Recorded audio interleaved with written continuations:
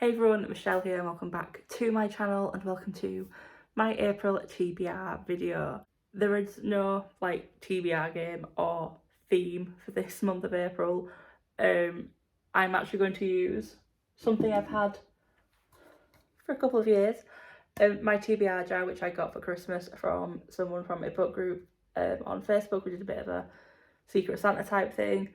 We knew each other who we got, but we just sent them gifts. And the lovely lady I got sent me a TBR jar. I say I don't use it. I do put in the books that I do have. So orange represents the books that I carried over from 2022, and then green are the books that I bought in 2023. And obviously the plan this year is to get rid of the orange and more greens, but not too many greens. So yeah, so I've always had my books in these, but I've never used it. So I thought this month I would just randomly pick, apart from 3 books, which I will get into and the reasons why. Book number 1 on my TBR is of course my Read Your Bookshelf book, and for April the theme is to read a book that's a different genre than what you've read in March. In April I read How to Kill Your Family, a bit of a contemporary fiction, I will say. So for this one I have gone for something which I am kind of regretting due to the size. Fantasy, The Dragon's Promise by Elizabeth Lim. This is the sequel to Six Crimson Cranes. Also, this is the sequel. I can't obviously tell you the synopsis for The Dragon's Promise, but Six Crimson Cranes, from what I can remember, you follow Princess Shiori, who her brothers are turned into cranes, and she spends the book, finding a way to turn them back, and there are dragons. Hence The Dragon's Promise, and then this leads on from where it left off in Six Crimson Cranes. Really sorry, that's a really bad summary. It's just, again, I read that 2 years ago, I think, or was it last year? I don't know, my mind's just gone. And yeah, the good thing is though, once I read the synopsis for this, I did remember Six Crimson Cranes, but the spoilery part, so obviously no spoilers here, unless you want them. So in April I have 2 family birthdays. So on the 11th I have my Bams, and on the 18th I have my big sisters. They don't read. Well, the big sister doesn't. My mother reads books that I don't read. So I just thought to honour them I would just read the 11th book and the 18th book on my TBR shelf on Goodreads. So here is me going through for the 11th book.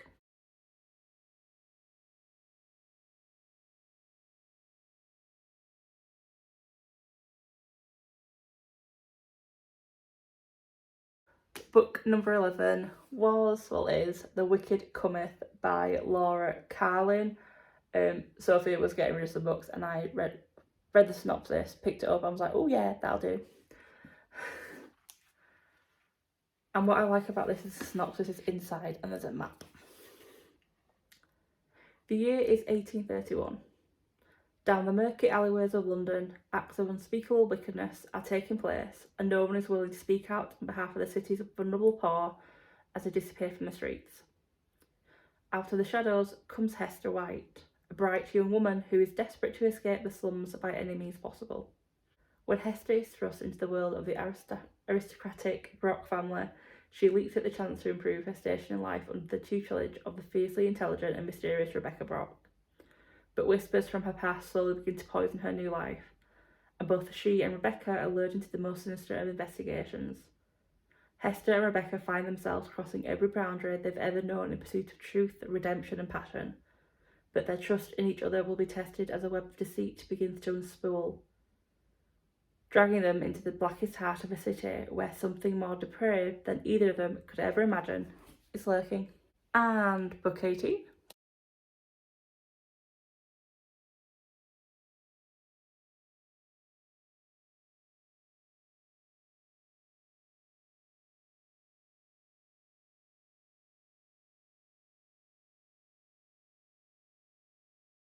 Book number 18 is Week on the Flame by Hafsa Faisal. Yes, I haven't took the sticker off. I take the stickers off as I read them. Saphira is the hunter. Forced to disguise herself as a man, she risks everything to provide for her people.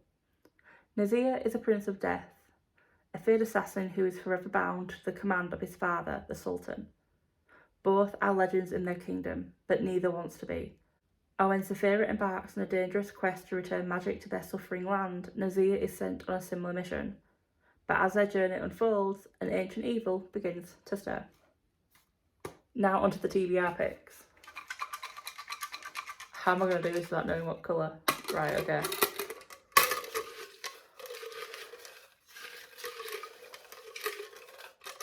I'm not looking, I'm going with that one.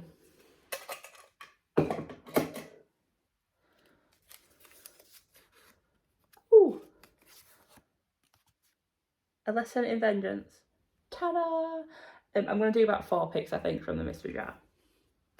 Well, TBR jar.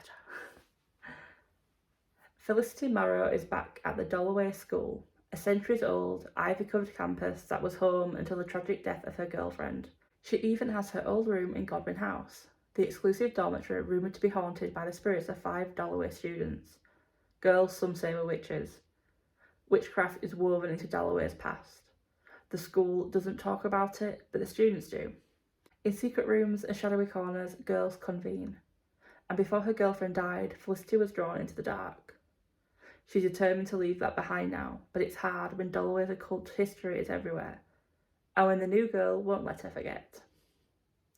It's Ellis Haley's first year at Dalloway.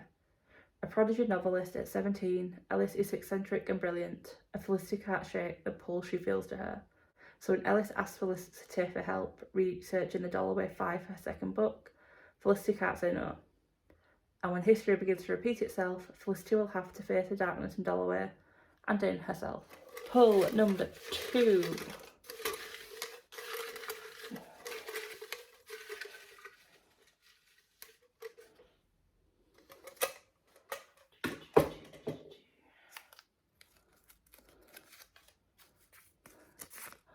Ominous. Murder, the biography by Kate Morgan. I bought this as a birthday present to myself last year from Goldsborough. It is a gruesome and utterly captivating portrait of the legal history of murder, and right up my alley at the time, and something I do want to read this year. The stories and the people involved in the history of murder are stranger, darker, and more compulsive than any crime fiction. There's a cannibalised cabin boy, Richard Parker, whose death at the hands of his hungry crewmates led the Victorian courts to decisively outlaw a defence of necessity to murder. The incompetent Dr. Percy Bateman, whose violent disregard for his patients changed the law on manslaughter. Ruth Ellis, the last woman hanged in England, whose case played a crucial role in changes to the law around provocation in murder cases. And the deranged Scottish aristocrat Archibald Kinloch, whose fratricidal frenzy paved the way for the defence of diminished responsibility. These and many more are the people, victims, killers, lawyers and judges, who unwittingly shaped the law around this most grisly and storied of crimes. Join lawyer and writer Kate Morgan on a dark and macabre journey as she explores the strangest stories and mysterious cases that have contributed to UK murder law. The big corporate killers, the vengeful spouses, the sloppy doctors, the abused partners, the shoddy employers. Each story a crime, and each crime a precedent that has contributed to the law's dark, murky, and at times shocking standing. Pull number 3.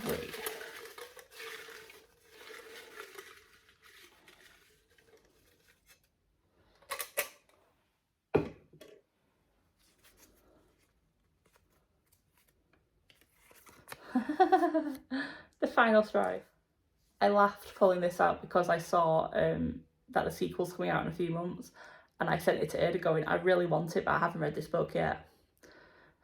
Fate. So yeah, this is The Final Strife by Sarah L. Arifi.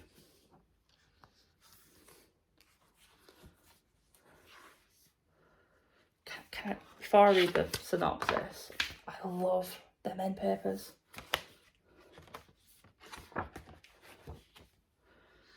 The Actubar.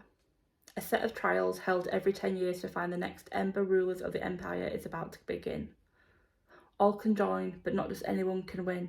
It requires great skill and ingenuity to become the future Ember Wardens of strength, knowledge, truth, and duty. Scylla was destined to win the trials and become Warden of Strength. Stolen by blue-bodied rebels as an infant, she was raised with a duster's heart, forged as a weapon to bring down the Empire from within. When her adoptive family were brutally murdered, those dreams of a better future for all turned to dust. But Scylla wasn't made to sparkle, she was born to burn. And as the trials draw near, it's time for her to decide. Will she rule the Empire or destroy it? Let me just shake it around before I do my final pull. And to do my little mixing.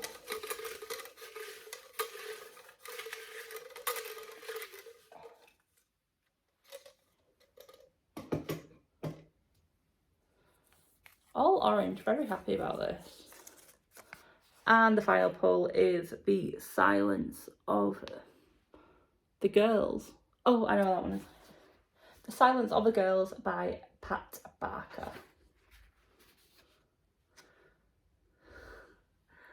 When the Greek queen Helen is kidnapped by Trojans, the Greeks sail in pursuit, besieging the city of Troy. Trapped in the Greek soldiers' camp is another captured queen, Briseis we'll go with. Condemned to be bed-slave to Achilles, the man who butchered her family, she becomes a pawn in a menacing game between bored and frustrated warriors. In the centuries after this most famous war, history will write her off, a footnote in a bloody story scripted by vengeful men. Briseis has a very different tale to tell. I was going to leave my TBR at that because I have two big-ish books.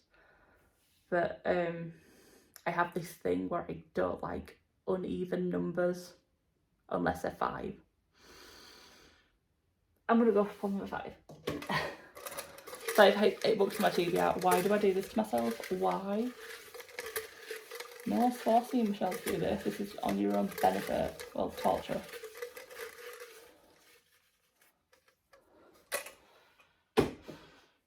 And the last pull. The House of Fortune. Let me grab that because it's actually my book for Read Your Bookshelf for October. Just a few months early read. The House of Fortune by Jessie Burton. There you go. This is the sequel to The Miniaturist. However, this synopsis doesn't spoil The Miniaturist as much as I can remember. If it does spoil it, I apologise, but I don't think it does, so I'll read it. In the golden city of Amsterdam in 1705, Thea Brandt is turning 18, and she is ready to welcome adulthood with open arms. At the city theatre, Walter, the love of her life, awaits her, but at home in the house on the Herrengracht, all is not well. Her father Otto and Aunt Nella argue endlessly, and the Brandt family are selling their furniture in order to eat. On Thea's birthday, also the day that her mother Marine died, the secrets from the past begin to overwhelm the present. Nella is desperate to save the family and maintain appearances, to find Thea a husband who will guarantee her future, and when they receive an invitation to Amsterdam's most exclusive ball, she is overjoyed. Perhaps this will set their fortune straight. And indeed, the ball does set things spinning. New figures enter their life, promising new futures. But their fates are still unclear, and when Nella feels a strange prickling sensation on the back of her neck, she remembers the miniaturist who entered her life and toyed with her fortunes 18 years ago. Perhaps now she has returned for her. So there's all my books on my TBR for April. Bit of a big stack. Luckily, I have a week off in April. The first week of Easter. So I might try and get the Dragon's Promise and the Final Strife read that week. But let's see. Am I gonna regret this? Most likely, but let's have fun trying to read. Have you read any of these books? Please let me know your thoughts if you have, because there's a couple in here where I'm like, oh, I'm not sure, but let's see. So that's my chaotic TBR video done. If you liked this video, please give it a like. If you are new to my channel, hi, my name is Michelle. My life is a chaotic mess, but I like to dive into wonderful adventures and books. If you are new and you haven't subscribed yet, please consider doing so. If you don't want to, not a problem, no pressure. But until the next video, bye.